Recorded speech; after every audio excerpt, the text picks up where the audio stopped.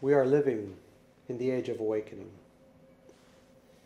That means that the secrets of heaven are being revealed to us now in a way we can understand them.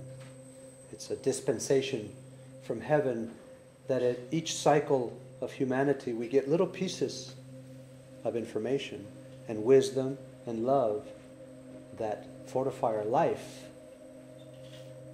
Today's message is a very curious one because we're living at a time where we need energy to move forward, but not the type of energy that we're used to, like fossil fuels or nuclear or coal, but something different, something that is clean and abundant, that is called over unity energy.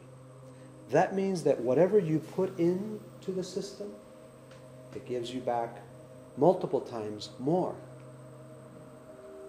So what does that require for us spiritually as well as mechanically? It's the same laws working in both sides.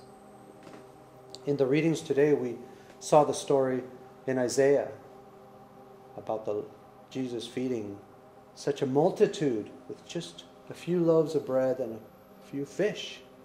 How is that possible? As a researcher, as a scientist, I inquire, how does that work? Even in Swedenborg's reading today about appearances and correspondences. It's a magic process working together, right?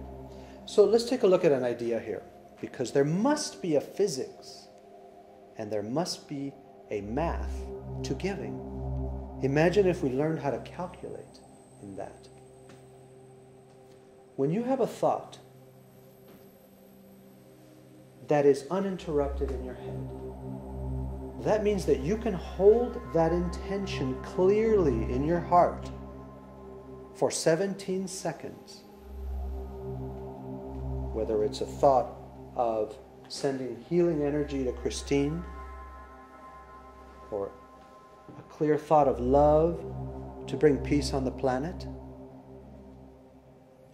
that is equal to 2,000 action hours of you getting up and doing work. How interesting.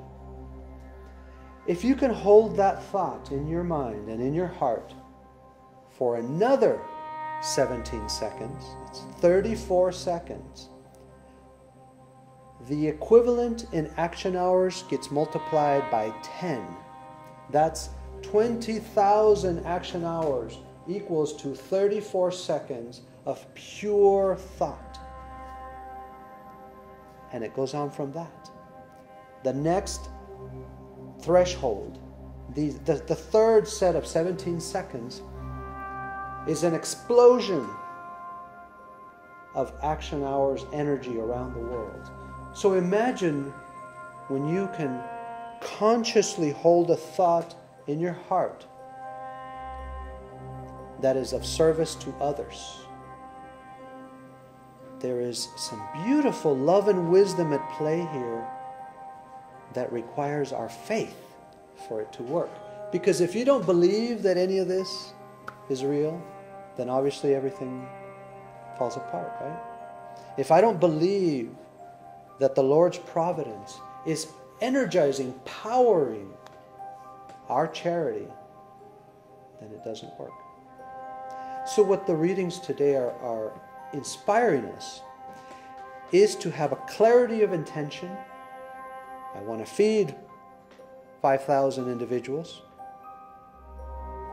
To have the faith that the Lord will provide in those intentions.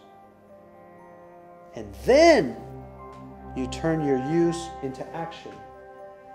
That's the Swedenborgian part. Swedenborg was saying, have the clarity of thought of what you want, but then get up and do it. That's the mathematical formula of the physics of an economy of grace, and a conscious economy. So imagine going back to the labs where the scientists and the researchers and the engineers are wanting to come up with solutions for the world, but they use that Swedenborgian language of uses. and correspondences and appearances. We would have cars that could levitate. We would have hospitals powered by machines that would also heal, just by the fact that we believed they could do it. That's the age we're living in now.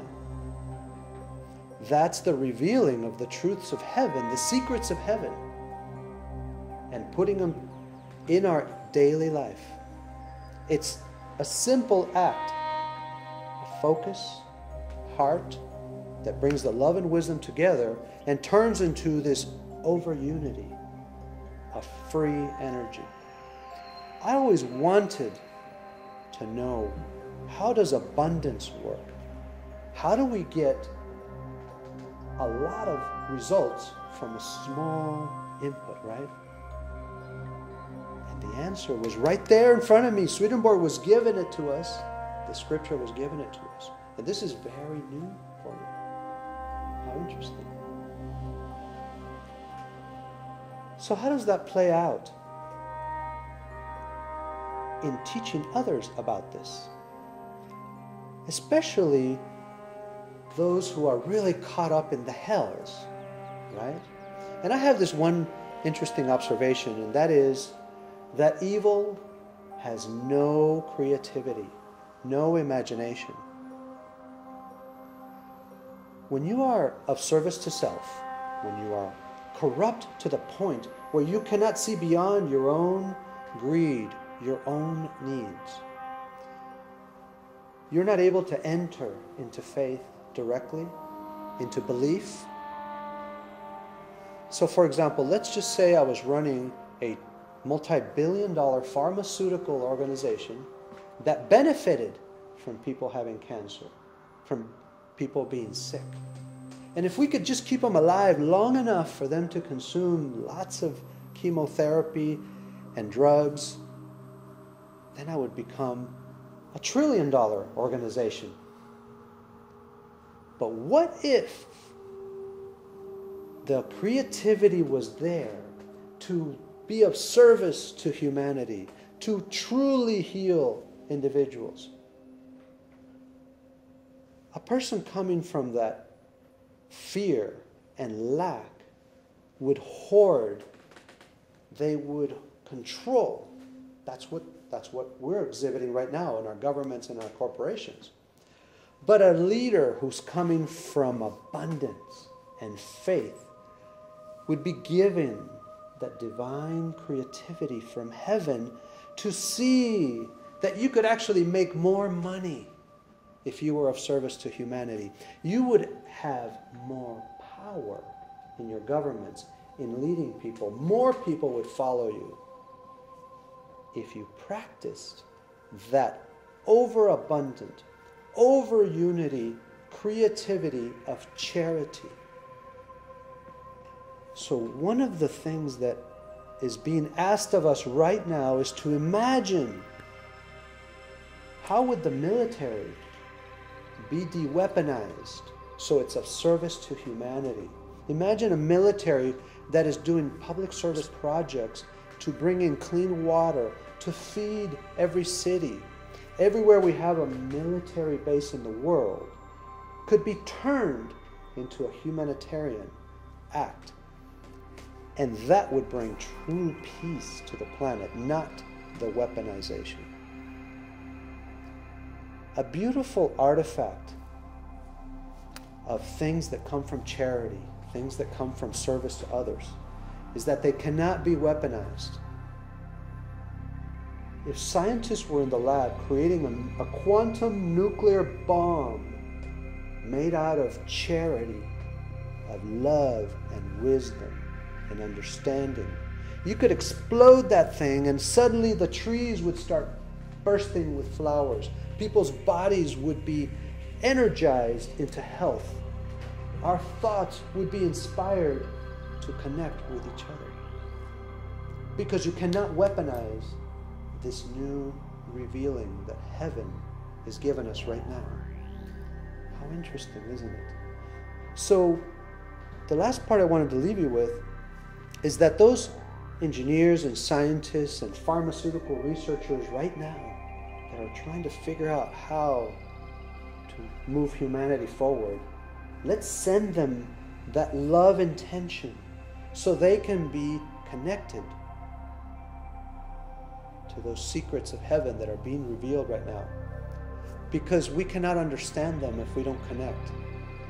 That means that if I am a conscious individual, I can be understanding of those rules, of those secrets. But if I'm not, I am in that space where I have no creativity. I cannot participate as a co-creator. Isn't that beautiful? An idea?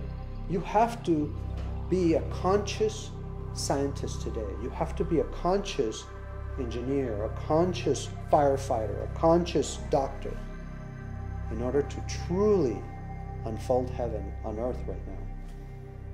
So that is the message for today. Thank you.